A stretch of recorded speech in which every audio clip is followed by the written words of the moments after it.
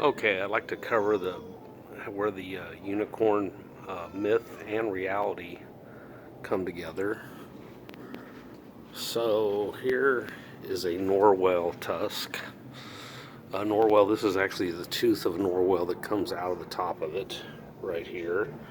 Now, every once in a while they would find one of these, and if you look at the uh, coat of arms for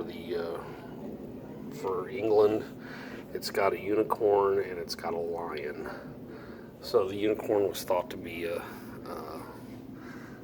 it was a misidentified creature from the Bible, uh, and so they thought if every once in a while we would find one of these, let people actually touch it, and they could tell what a horn was back then. Uh, and they would say, "Oh, these guys obviously have the divine right." It's one of the ways they would encapsulate the divine right of kings. Uh, but this is the basis of the unicorn. Okay, so uni means single.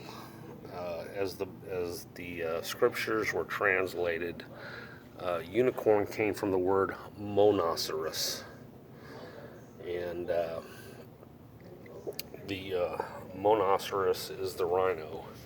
I have a reproduction of an old book, and in it talks about how the unicorn would contend sometimes with the elephant and would overcome it in battle sometimes. Well, it's a rhino, a monoceros, a single horn, and that's where the word unicorn came from. And here's the coat of arms for England. You can see the stylized unicorn and then the lion on the coat of arms.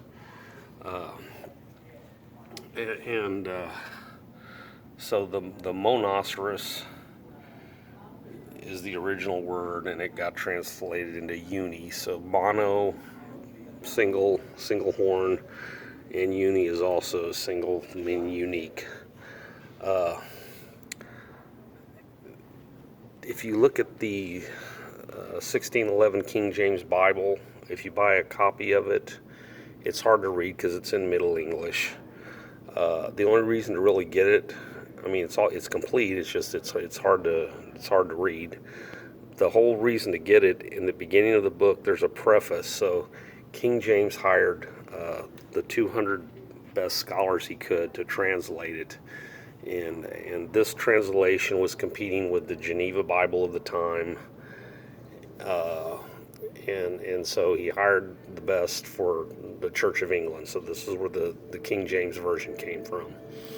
Uh, and in that preface, they say that there's some words they just don't understand. Now, uh, Hebrew doesn't have that many words in it. When Israel became an independent nation back in the 60s, they had to hire, they assembled a cast to talk about, to make up new words for words that didn't exist at the time, like telephone and things of that nature. But ancient Hebrew, the context of the word in the sentence defined the word a lot. So, for instance, the word haaretz, the earth, it had to do with this sentence. So, just like when the prophet shut up the rain, it didn't rain in the whole of the earth for 3 years. That didn't mean it didn't rain in Amazon or anywhere in North America. It just meant, germane to the story, it didn't rain. So that's one of the ways that the word in the context is used to define the word. Uh, the story of Samson, they called it the creatures that he gathered together and bound and put a firebrand between their tails. Foxes.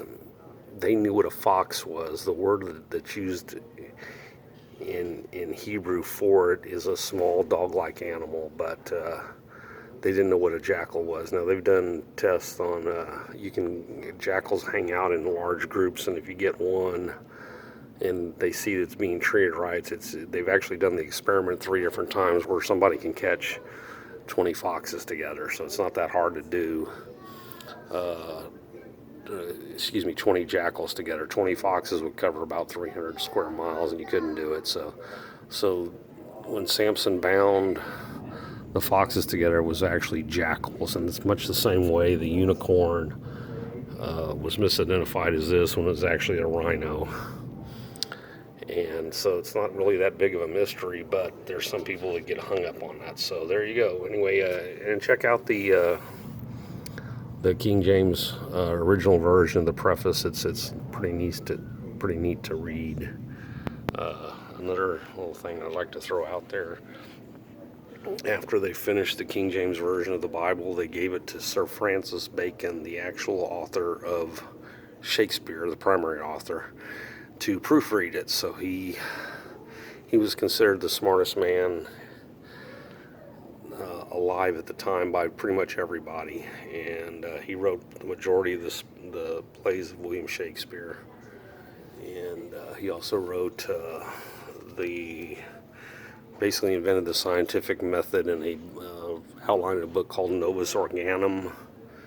And he wrote a book called The New Atlantis. So America was just pretty much freshly discovered at the time. And Rosicrucians and the Masons like to consider America the New Atlantis because of Sir Francis Bacon. So there you go, tying Sir Francis Bacon, unicorns, rhinos, and the King James Bible all together. Thank you, I'm out.